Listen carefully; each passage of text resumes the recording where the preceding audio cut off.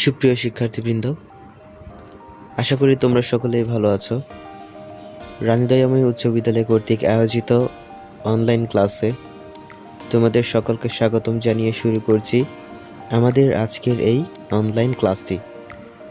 ধারাবাহিকতা বজায় রেখে আমরা যে অ্যাসাইনমেন্টগুলো পাচ্ছি বাকাশিবু থেকে, সেই পর্যায়ে আমি আজকে হাজির হয়েছি পদার্থ বিজ্ঞান 1 নবম শ্রেণী ভোকেশনালের জন্য দ্বিতীয় সপ্তাহের যে অ্যাসাইনমেন্টটি আছে তার একটি নমুনা উত্তর নিয়ে। তো দ্বিতীয় সপ্তাহের জন্য অ্যাসাইনমেন্ট এর নমুনা উত্তর অধ্যায় হচ্ছে গতি। অ্যাসাইনমেন্টের শিরোনাম হচ্ছে ব্যাগের ওপর ত্বরণের নির্ভরশীলতা ব্যাখ্যাকরণ। তো ইতিমধ্যে আমি তোমাদের এই অধ্যায়টির ম্যাথমেটিক প্রবলেমগুলো নিয়ে আলোচনা করছিলাম, অর্থাৎ এখানে যে ব্যাগের উপর ত্বরণের নির্ভরশীলতা ব্যাখ্যাকরণ বলেছে, এই জিনিসটি আমি অলরেডি কভার করে দিয়েছি। যদি কারো অসুবিধা থেকে থাকে তাহলে তোমরা অবশ্যই ক্লাসগুলো পুনরায় করে ফেলবে। তো আমরা শুরু করছি অ্যাসাইনমেন্ট নং 2। তো শুরু করার আগে পূর্বে বলছি তোমাদেরকে, একদম হুবহু এই অ্যাসাইনমেন্টটি কপি করতে যাবে না। তোমরা অবশ্যই এখান থেকে আইডিয়া নিয়ে নিজের মতো করে অ্যাসাইনমেন্টটি করবে। তো এখানে দেখতে পাচ্ছি শিখনফল। শিখনফল হচ্ছে স্থিতি ও গতির ধারণা ব্যাখ্যা করতে পারবে, ঠিক আছে। তারপর হচ্ছে গতি সম্পর্কিত রাশিসমূহের মধ্যে পারস্পরিক সম্পর্ক ব্যাখ্যা করতে পারবে। নির্দেশনা দিয়েছে গতির ধারণা ব্যাখ্যা করতে হবে, বেগের ধারণা ব্যাখ্যা করতে হবে, বেগের সাথে ত্বরণের সম্পর্ক ব্যাখ্যা করতে হবে। তো শিক্ষার্থীবৃন্দ, নমুনা উত্তরটি হবে ঠিক এরকম যে 1 নং তোমাদের এখানে 3টি প্রশ্ন চেয়েছে, প্রশ্নের উত্তর চেয়েছে। তো 3টি প্রশ্নের উত্তর আমি আলাদা আলাদাভাবে করে দেওয়ার চেষ্টা করেছি। তো 1 নংয়ের উত্তর হলো গতি, অর্থাৎ যেটি চেয়েছে। তো গতি কি? পদার্থবিজ্ঞানে গতি হলো এমন ঘটনা যেখানে সময়ের সাথে সাথে বস্তুর অবস্থান পরিবর্তিত হয়। পদার্থবিজ্ঞানের সময়ের সাথে কোনো বস্তুর সরণের হারকে গতি বলা হয়। তো কোনো বস্তুর গতিকে যে প্রধান রাশিটি দ্বারা পরিমাপ করা হয় তা হলো ভরবেগ, যা বস্তুটির ভর ও বেগের গুণফল হয়ে থাকে।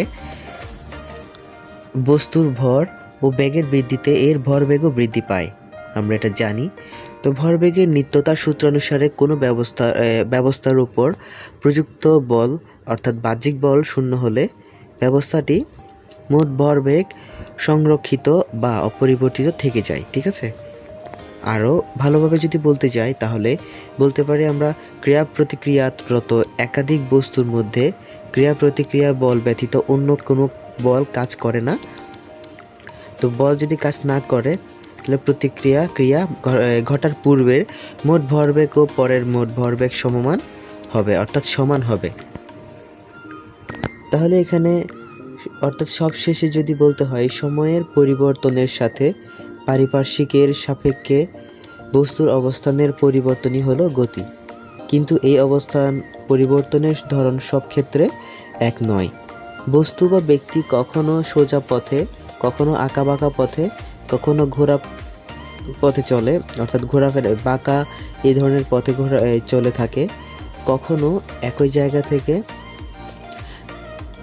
ঘুরতে বা দুলতে থাকে বা এই ধরনের হতে থাকে। এইসব আলাদা আলাদা ধরন বা বৈশিষ্ট্যের জন্য গতিকে বিভিন্ন নামে অবহিত করা যায়।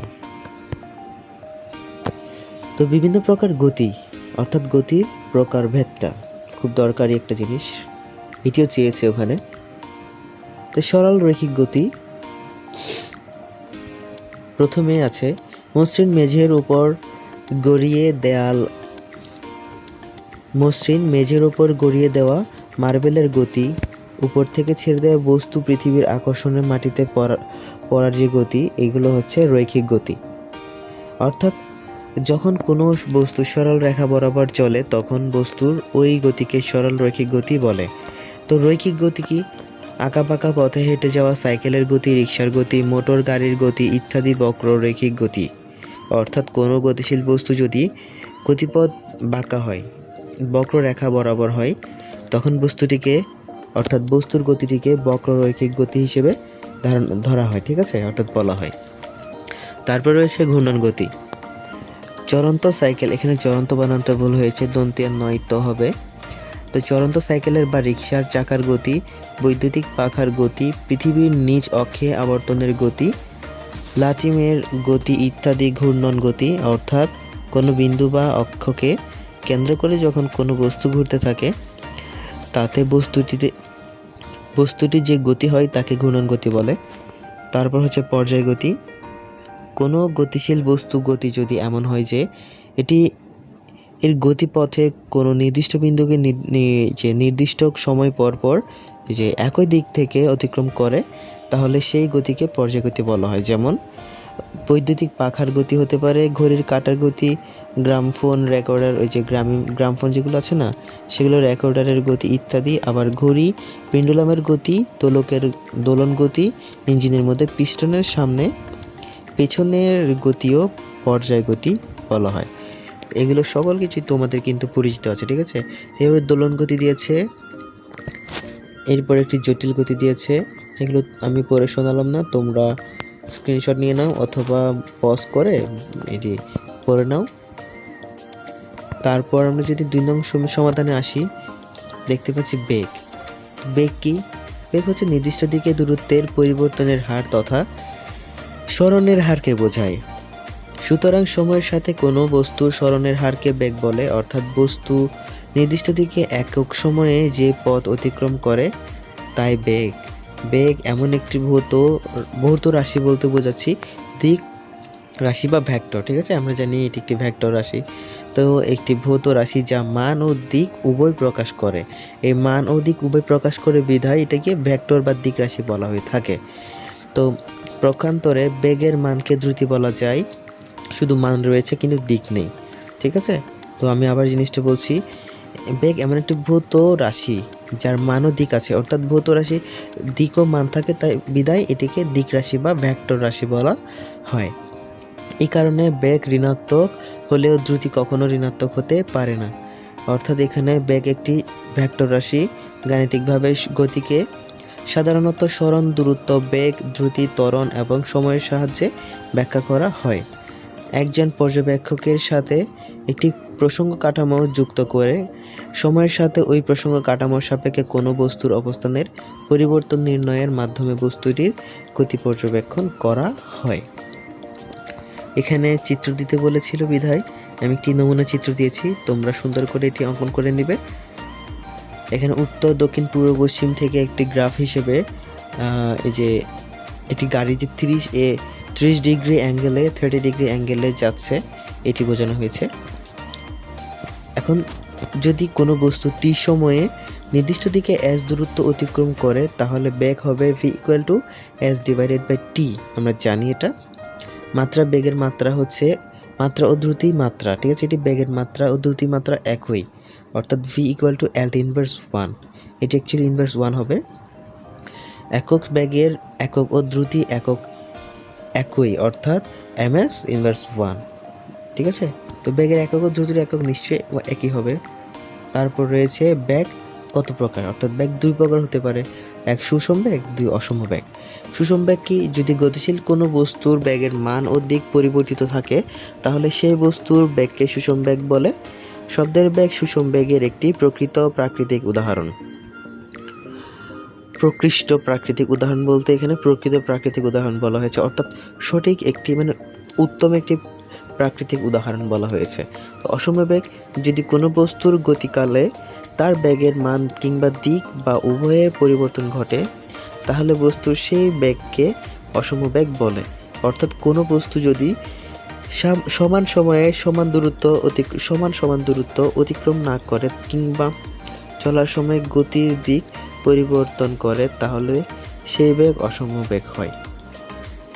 এখানে আমি গ্রাফ দিয়ে সুষম বেগ, শূন্য বেগ, অসম বেগ, আবার সুষম বেগ, অর্থাৎ সুষম বেগ কী এবং শূন্য বেগ কী এটি তোমাদের দেখানোর চেষ্টা করেছি, তোমরাও ঠিক এভাবে অঙ্কন করবে। তারপর দিয়েছি বেগের বৈশিষ্ট্য। এর বৈশিষ্ট্য কি? সময়ের সাথে বস্তুর সরণের হারকে বেগ বলে। বেগ ভেক্টর রাশি, শুধু মানের কিংবা শুধু দিকের অথবা উভয়ের পরিবর্তন হলে বেগের পরিবর্তন হয়। নির্দিষ্ট দিকে দ্রুতি, বেগ, এগুলোই হচ্ছে বেগের বৈশিষ্ট্য। সর্বশেষে আমরা চলে এলাম 3 নং সমাধানে। 3 নং সমাধানে তোমরা দেখতে পাচ্ছ বেগের সাথে ত্বরণের সম্পর্ক। ধরা যাক কোনো বস্তু ইউ আদি বেগ নিয়ে এই সুষম ত্বরণে চলে এবং টি সময়ে নির্দিষ্ট দিকে এস দূরত্ব অতিক্রম করলো এবং এর শেষ বেগ হলো ভি। সুতরাং সুষম ত্বরণের নির্দিষ্ট দিকে গতিশীল বস্তুটির আদিবেগ ইউ, শেষ বেগ ভি, সুষম ত্বরণ এ, সময় হচ্ছে টি এবং সরণ হচ্ছে এস। তা আমরা জানি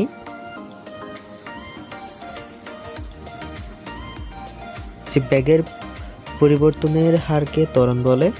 অতএব ত্বরণ অর্থাৎ acceleration a equal to del v divided by del t equal to V minus you divided by t, অর্থাৎ আদিবেগ শেষ বেগ সময়গুলো তোমরা চেনো। সুতরাং একটু আগেই তো বললাম, তাই না? সুতরাং V equal to U plus AT. বেগের উপর ত্বরণের নির্ভরশীলতা, ত্বরণের এটি যদি অর্থাৎ বেগের উপর ত্বরণের নির্ভরশীলতা যদি প্রমাণ করতে চাই তাহলে বলতে হবে ত্বরণের সংজ্ঞা থেকে আমরা জানি, অর্থাৎ বলতে পারি যে বেগের উপর ত্বরণ নির্ভর করে। সঠিক? তাহলে কোনো বস্তু যদি সুষম বেগে না চলে তাহলে বেগের মানের কিংবা দিকের কিংবা উভয়ের পরিবর্তন হলে আমরা বুঝতে পারি যে ত্বরণ হয়েছে। কোনো বস্তুর সুষম বেগের ক্ষেত্রে যদি দেখি যে কোনো বস্তু ও বেগ নির্দিষ্ট সময় পর একই রকম থাকে তাহলে বলতে পারি আদিবেগ সমান শেষ বেগ। কারণ এই যে বস্তু ও বেগ, এখানে বস্তুর পর ওতে একটি স্পেস দিও তোমরা, বস্তু ও বেগ নির্দিষ্ট সময় পর একই রকম থাকে তাহলে আমরা বলতে পারি আদিবেগ সমান শেষ বেগ।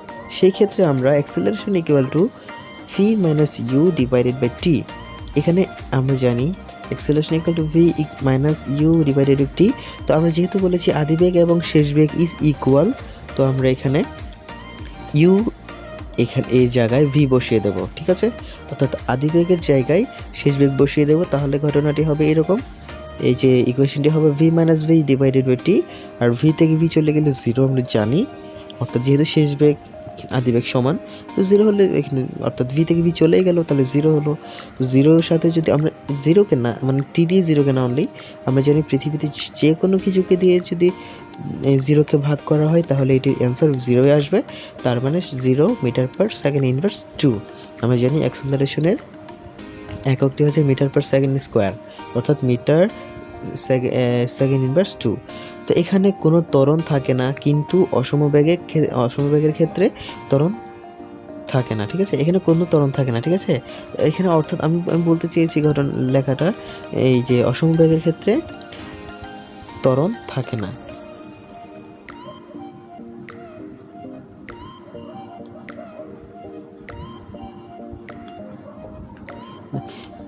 তাহলে এখানে কোনো ত্বরণ থাকে না। ঠিক আছে?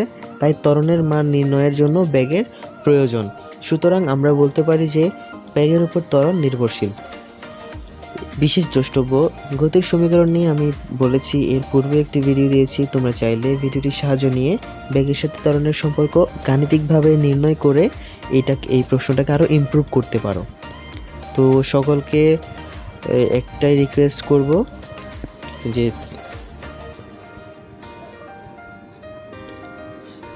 যে তোমরা বাসায় থাকো, বাসা থেকে বের হয়েও না, সাবধানে বাসায় বসে বসে লেখাপড়া চালিয়ে যাও। এবং এই যে আমাদের অ্যাসাইনমেন্ট কার্যক্রমগুলো চলছে এগুলো খুব সাবধানে সুন্দর করে রাখো, সমাধান করে রাখো। যদি লকডাউন শিথিল করা হয়, তারপরে যদি পরবর্তী নির্দেশনা আসে বোর্ড থেকে তোমাদের অ্যাসাইনমেন্ট নেওয়ার কথা হয়, তাহলে আমরা ফেসবুক পেজে আপডেট করে দেবো, আমাদের স্কুলের অফিসিয়াল ফেসবুক পেজে। তারপর তোমরা অ্যাসাইনমেন্টগুলো জমা দিয়ে যাবে। তো সবাইকে ধন্যবাদ জানিয়ে শেষ করছি আমাদের আজকের এই ক্লাসটি। তোমরা সকলেই ভালো থেকো, সুস্থ থেকো।